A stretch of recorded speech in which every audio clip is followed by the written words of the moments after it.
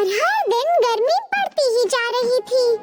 इसलिए बूढ़े अंकल और आंटी ने स्नो मेडन को खिड़की से दूर रहने के लिए कहा। और जब घर में भी गर्मी बढ़ने लगी तो उन्होंने तय किया कि दिन में उसे रेफ्रिजरेटर में रखना ही सही होगा। एक बच्चे के लिए ऐसा जीना भी कोई जीना है भला? रेफ्रिजरेटर में बैठे रहना और चाहते हुए भी बाहर नहीं निकल पाना। आखिरकार उन्हें शहर से एक टेलीग्राम आया, छुट्टी हो गई, हम सब आ रहे हैं। बूढ़े अंकल और बूढ़ी आंटी खुशी से नाचने लगे जैसे कि वो जवान हो गए हों। और उन्होंने स्नो मेडन से कहा, तुम्हें बस थोड़ी ही देर और ये सब सहना होगा। हमारे वापस आने तक तुम बस रेफ्रिजरेटर में ही बैठी रहना। हम बस अपने पोते पोती को स्टेशन से लाने जा रहे हैं और वापस आते वक्त हम तुम्हारे लिए आइसक्रीम लाएंगे। और फिर वो चले गए। शाम हो गई। स्नो मेडन ने सोचा कि चलो रेफ्रिजरेटर से बाहर निकलकर खिड़की से देखा जाए कि वो आ रहे हैं या नहीं।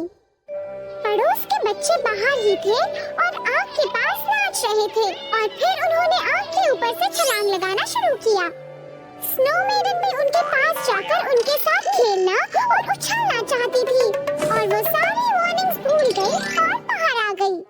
फिर उसने सबको सरप्राइज देने का फैसला किया और वो वापस घर के अंदर जाकर पटाखे ले आई। फिर वो आग के पास गई और उस पर छलांग लगाई। और फिर पता है क्या हुआ? वो स्नो मेडन बदल गई एक छोटे से सफेद बादल में।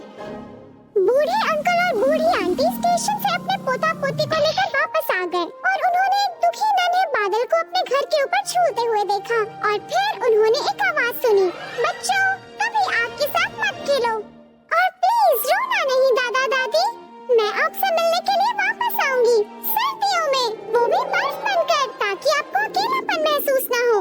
तो तुम आग और पटाखे से खेलने के